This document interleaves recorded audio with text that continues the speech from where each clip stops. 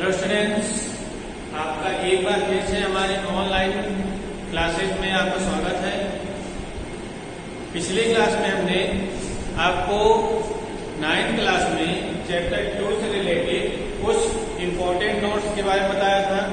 I hope आपने वो video अच्छे से देखा होगा, और अगर आप नहीं देख पाए हैं तो आप प्रीवियस क्लास को ज्वाइन कर सकते हैं।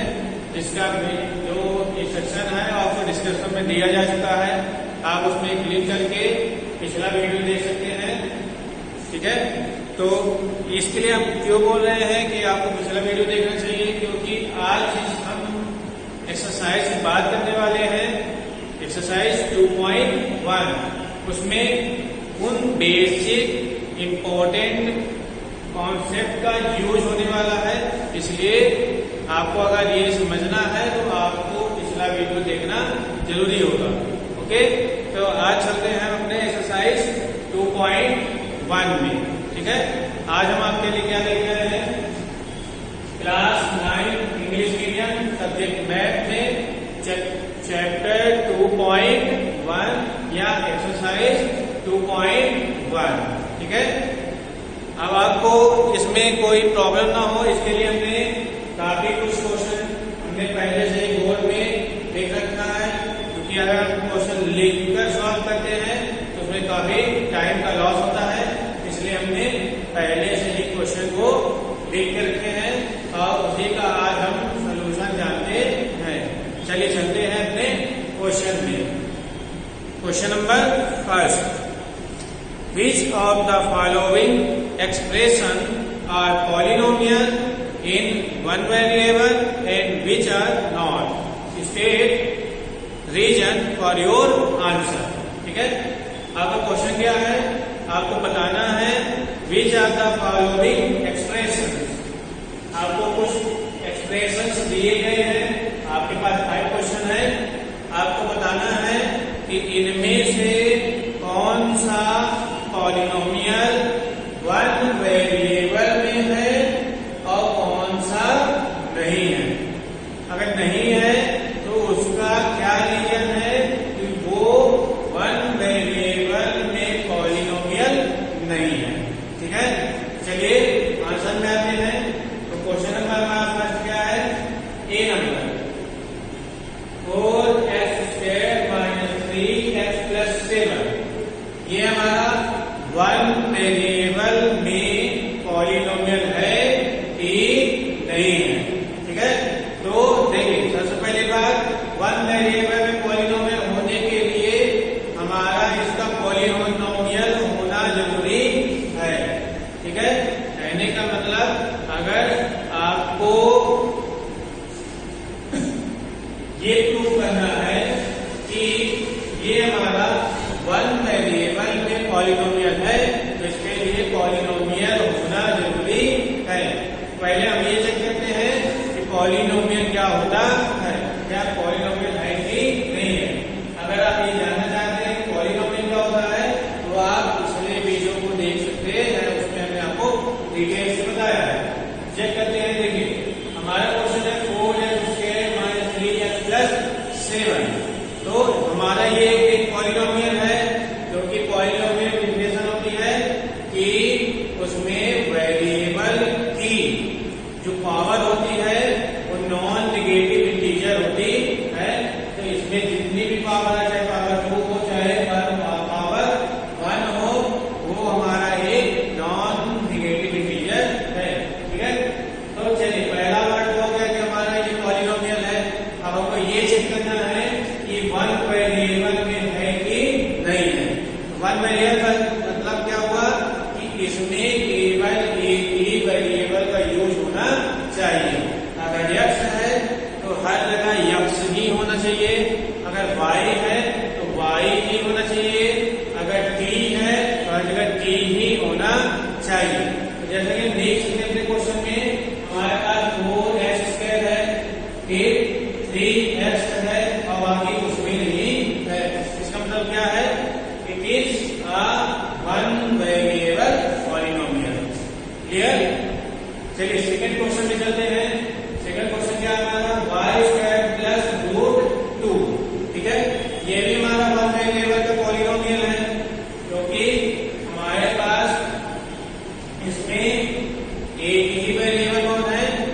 y के अलावा दूसरा कोई वेरिएबल हमारे पास नहीं है। ठीक है। Third number 3√t + t√2। ठीक है। जैसा कि आप देख सकते हैं इसमें भी क्या है, ओनली वन वेरिएबल।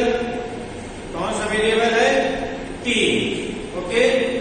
लेकिन क्या ये पॉलिनोमियल है कि नहीं है? ठीक है। ये पॉलिनोमियल नहीं है क्योंकि इसमें वेरिएबल में अंडर रूट लगा हुआ है और अंडर रूट का मतलब होता है पावर 1/2।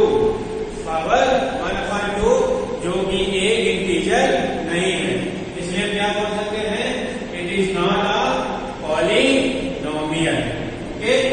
फिर वन वेरिएबल हमको शायद बात करनी है, पहले हमको शायद क्या करनी थी कि पॉलिनोमियल है कि नहीं है।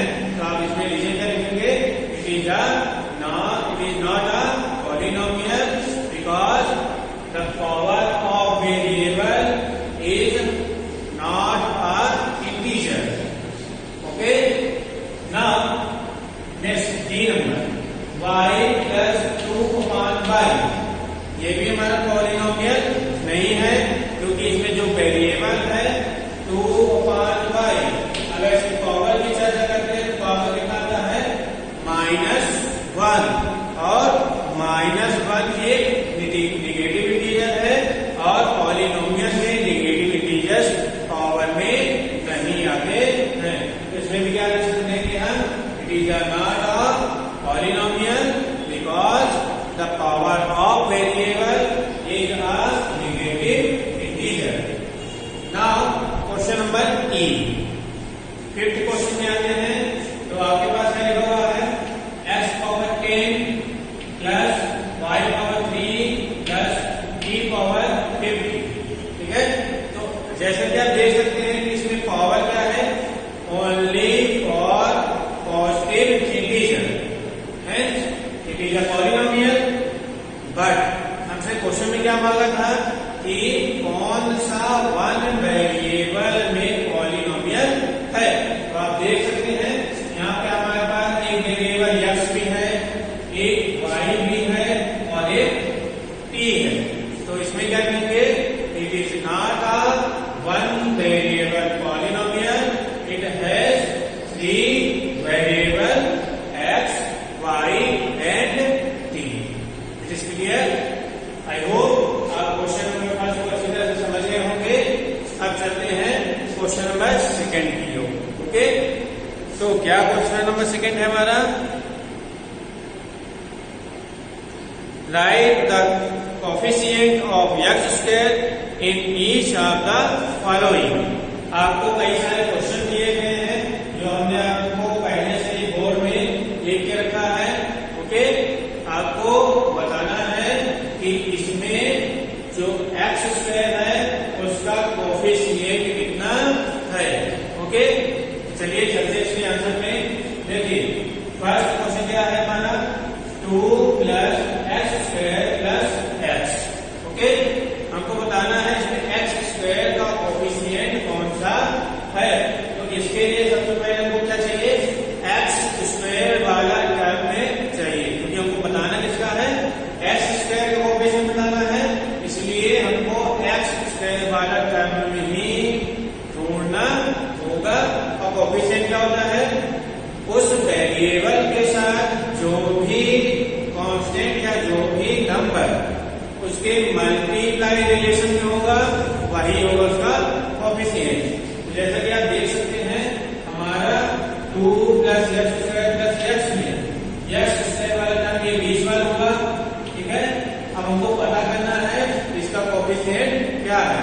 तो आप जैसा ही जानते हैं यहाँ पर 1 बड़ी इजीली नॉर्मली तौर पर लिखा जा सकता है। 1x² हम लिख सकते हैं। ओके। तो x² के साथ कौन सा नंबर है हमारे पास? 1। तो कोएफिशिएंट कितना हो जाएगा इसका?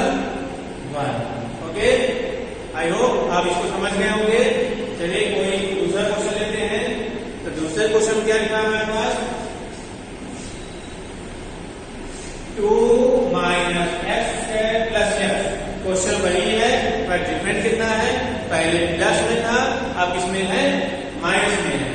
मेथड वही है। सबसे पहले हम इसको लेंगे एक्स स्क्वायर वाला टर्म, ठीक है। एक्स स्क्वायर वाला टर्म लेंगे तो कितना लिखा जाएगा, माइनस एक्स स्क्वायर, ठीक है। और माइनस एक्स स्क्वायर का मतलब क्या है, हमारे पास यहाँ पर 1 ऑलरेडी है। 1 कहीं भी लिखा जा सकता है, क्योंकि किसी में भी अगर 1 का मल्टीप्लाई करते हैं तो उसकी वैल्यू में कोई भी इफेक्ट नहीं पड़ता है, ठीक है। तो हमको बताना है कि इसमें हमारे एक्स स्क्वायर का कोफिशिएंट कितना है। तो इसको बताने के लिए देखिए, एक्स स्क्वायर मान लीजिए हमने इसको छुपा दिया, ठीक है। एक्स स्क्वायर हमने छुपा दिया, ठीक है। तो जो नंबर आपके पास बचेगा वही होगा इसका कोफिशिएंट, ठीक है। तो कौन सा नंबर बचा हमारे पास, -1। तो -1 क्या होगा हमारा, एक्स स्क्वायर का कोफिशिएंट। It is clear. चलिए चलते हैं थर्ड नंबर में। थर्ड नंबर में आपको इजीली दिख रहा है कि एक्स स्क्वायर इसका कौन है, π/2, ठीक है। तो इसका जो हमारा आंसर होगा वो क्या होगा, π/2 is the coefficient of X square, ठीक है। आई होप ये आप समझ गए होंगे। चलिए अगले क्वेश्चन में चलते हैं। क्या हमारा √2x-1, ठीक है। अब प्रॉब्लम आ गई इसमें। क्या प्रॉब्लम आई, हमको फाइंड करना है एक्स स्क्वायर का कोफिशिएंट, ओके। और उसके लिए हमको क्या चाहिए, एक्स स्क्वायर वाला टर्म हमको चाहिए। अब इसमें तो एक्स स्क्वायर वाला टर्म है भी नहीं। अब क्या करें, तो आप इतना ध्यान लीजिए कि अगर वो टर्म नहीं है तो उसमें क्या लिखा जा सकता है, +0x लिख सकते हैं, ठीक है। क्योंकि 0 में किसी का भी मल्टीप्लाई करेंगे तो कितना आने वाला है, 0 ही आने वाला है। तो 0 हम इसमें प्लस लिए, 0x स्क्वायर। अब +0 को किसी भी नंबर को प्लस करने पर कोई इफेक्ट नहीं पड़ता है उस नंबर में। तो यहाँ पे क्या लिखा जा सकता है, 0 + 0x स्क्वायर, ठीक है। और x स्क्वायर के साथ आप देख सकते हैं कौन सा नंबर है, 0। तो इसका कोफिशिएंट कौन सा होगा, 0। इन शॉर्ट अगर हम शॉर्ट में बोले तो ये बोल सकते हैं कि एक्स स्क्वायर वाला टर्म हमारे पास नहीं है, इसलिए इसका कोफिशिएंट क्या है, 0 है। It is clear. चलिए चलते हैं अपने नेक्स्ट क्वेश्चन की ओर, ओके। Question number 3। चलिए पढ़ते हैं क्या है question number 3। Give one example for each of binomial of degree 35 and a monomial of degree 100, ठीक है। आपको केवल एग्जांपल लेने हैं, 2 एग्जांपल लेने हैं। किसके किसके, एक बायोनोमियल होना चाहिए और जिसकी डिग्री कितनी होनी चाहिए, 35, ठीक है। तो बायोनोमियल क्या होता है, ऐसा अलजेब्रिक एक्सप्रेशन जिसमें 2 टर्म होते हैं। इट हैज 2 टर्म, ठीक है। तो हम कोई भी 2 टर्म ले लेते हैं। मान लीजिए हम ले लेते हैं t + 5, ओके। t + 5 हमने एक 2 टर्म ले लिया। इसका मतलब क्या है कि ये हमारा एक बायोनोमियल है, ओके।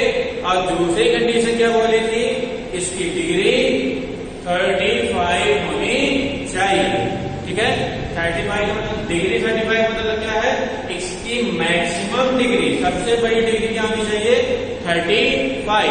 तो हम इन्हें वेरिएबल t में इसकी पावर क्या लगा देते हैं, 35। इट इज योर आंसर, ठीक है। जरूरी नहीं कि हमारा जो आंसर आया हो वही आंसर आप भी ले, आप अपने हिसाब से भी कोई भी वेरिएबल ले सकते हैं। बट कंडीशन क्या होनी चाहिए कि वो बायोनोमियल होना चाहिए, उसमें 2 टर्म आने चाहिए और डिग्री कितनी होनी चाहिए, मैक्सिमम डिग्री 35।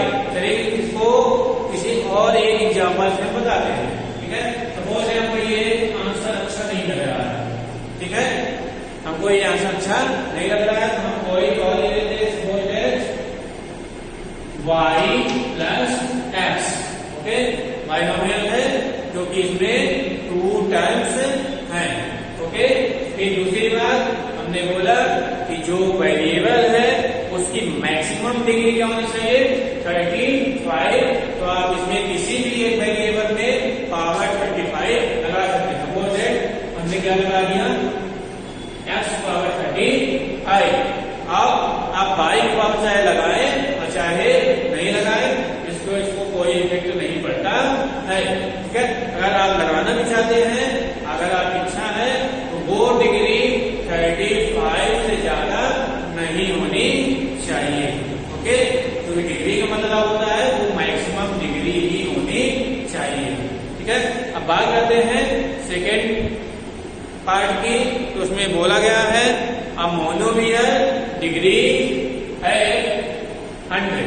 जो दूसरा होना चाहिए वो मोनोमियल होना चाहिए और उसकी डिग्री कितनी होनी चाहिए, 100। ठीक है, तो monomial is 1 term, it has only 1 term. ठीक है, उसमें केस में वो एक केवल क्या होना चाहिए, एक टर्म होना चाहिए। एक टर्म कोई भी ले सकते हैं, मान लीजिए ले लिया हमने के। ओके, और इसकी डिग्री कितनी होनी चाहिए, 100। ठीक है, तो इसकी डिग्री क्या कर दिया हमने, 100।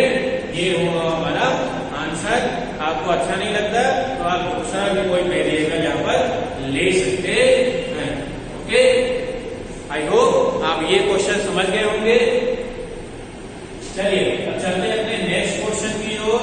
Question number 4। क्या क्वेश्चन है हमारा, right the degree of each of the following polynomial. ठीक है, इन दिए गए क्वेश्चन में आपको वेरिएबल की डिग्री बतानी है। Degree means power. पावर वो भी कैसी पावर, मैक्सिमम पावर। ठीक है, जो सबसे बड़ी पावर होगी वही इस इक्वेशन की डिग्री होगी या इस पॉलिनोमियल की डिग्री होगी। ठीक है, तो जैसे फर्स्ट नंबर में आते हैं तो आप देख सकते हैं क्या है question, 5x power 3 plus 4x square plus 7x। ठीक है, तो इसमें सबसे बड़ी पावर कौन सी है, आप देख सकते हैं कौन सी है, 3। तो इसकी डिग्री कितनी हो जाएगी, 3। It is clear. Second question में आते हैं तो क्वेश्चन क्या है, 4 माइनस 5 है। ओके, तो आप देख सकते हैं इस क्वेश्चन में वेरिएबल y है और उसकी सबसे बड़ी पावर कौन सी है, 2 वाली। दूसरी कोई पावर है ही नहीं, तो इसकी डिग्री क्या हो जाएगी, 2। ओके, थर्ड क्वेश्चन में आते हैं तो देखिए अब यहाँ पे तो पावर है नहीं, 5 माइनस रूट 7 लिखा हुआ है। अब इसमें तो पावर है ही नहीं, तो इसकी डिग्री कितनी होनी चाहिए। तो जैसा कि आप जानते हैं कि अगर t में कोई पावर नहीं है, इसका मतलब क्या है कि वहां पर पावर 1 लिखा जा सकता है। ओके, जब पावर 1 लिखा जा सकता है इसका मतलब क्या है कि इसकी डिग्री कितनी है, मैक्सिमम 1। ओके, और लास्ट क्वेश्चन में आते हैं तो लास्ट क्वेश्चन क्या होगा, 3। और 3 में वेरिएबल का कोई टर्म नहीं है।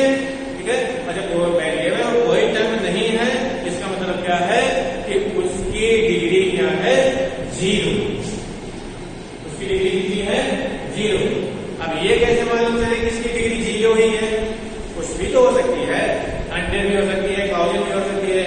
आप ये तो नहीं बोल सकते कि सर ने हमको बताया था इसलिए इसकी डिग्री 0 होगी।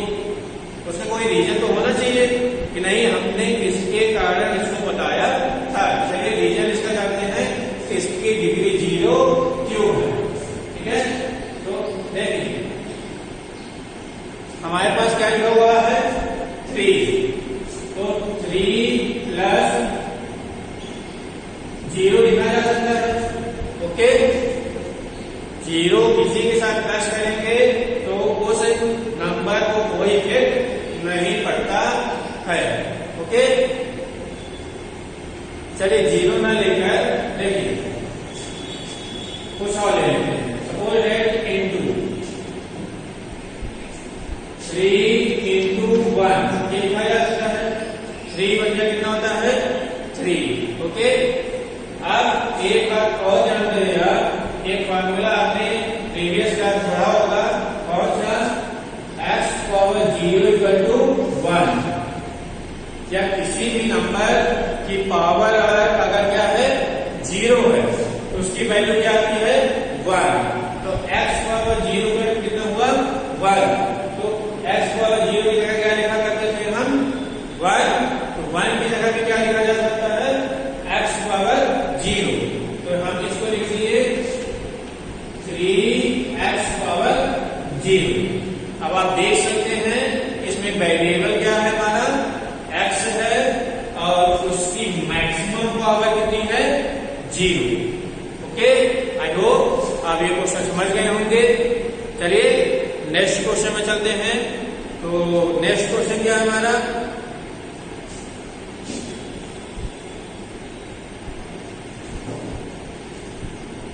Classify the following as linear, quadratic and cubic polynomial.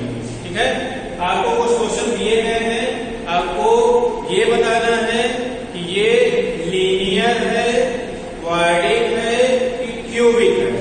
तो इसको जानने का कोई बहुत बड़ा मेथड नहीं है कि आप ऐसे सटेंगे या वैसे सटेंगे। ठीक है, आपको सिंपल क्या करना है, उसकी पावर देखनी है, मैक्सिमम पावर, या आप इसको शॉर्ट में बोल सकते हैं डिग्री। ओके, तो आपको उस क्वेश्चन की डिग्री देखनी है। अगर डिग्री 1 है तो वो लीनियर होगा, डिग्री 2 है तो वो क्वाड्रिक होगा, अगर डिग्री 3 है तो वो क्या होगा हमारा क्यूबिक। क्लियर, चलिए पहले क्वेश्चन चलते हैं। तो हमारे पास x लिखा हुआ है, तो हमारे पास दो वेरिएबल है, एक में पावर 2 है और एक में पावर 1 है। डिग्री किसको लिया जाता है, जो सबसे बड़ा होता है।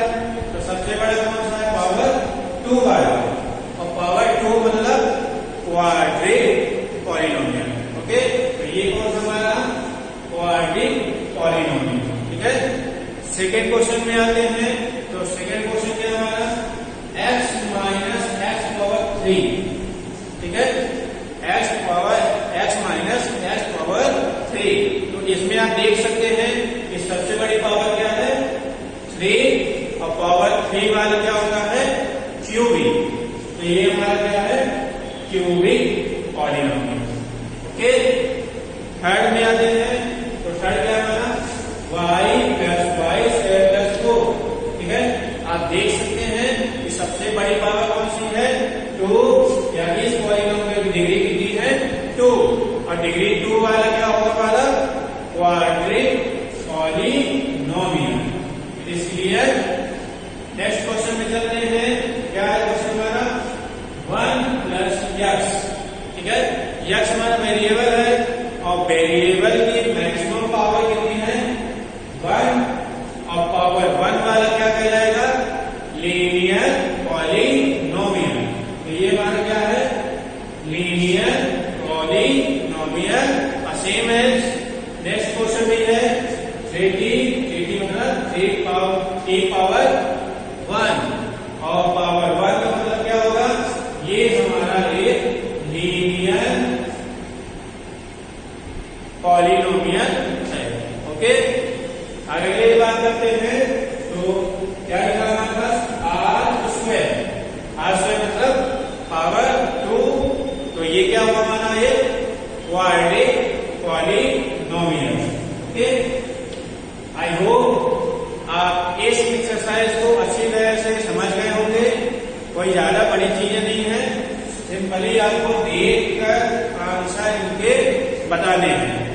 अगर अभी भी आपको कोई डाउट होती है तो आप हमसे कमेंट के थ्रू उस क्वेश्चन का आंसर पूछ सकते हैं। हम अपनी तरफ से आपको उस क्वेश्चन का आंसर दे देंगे। तब तक के लिए आज का सेशन हम खत्म करते हैं। घर में रहें, टेक केयर, और हमारी इस वीडियो को लाइक और सब्सक्राइब करना ना भूलें। ओके।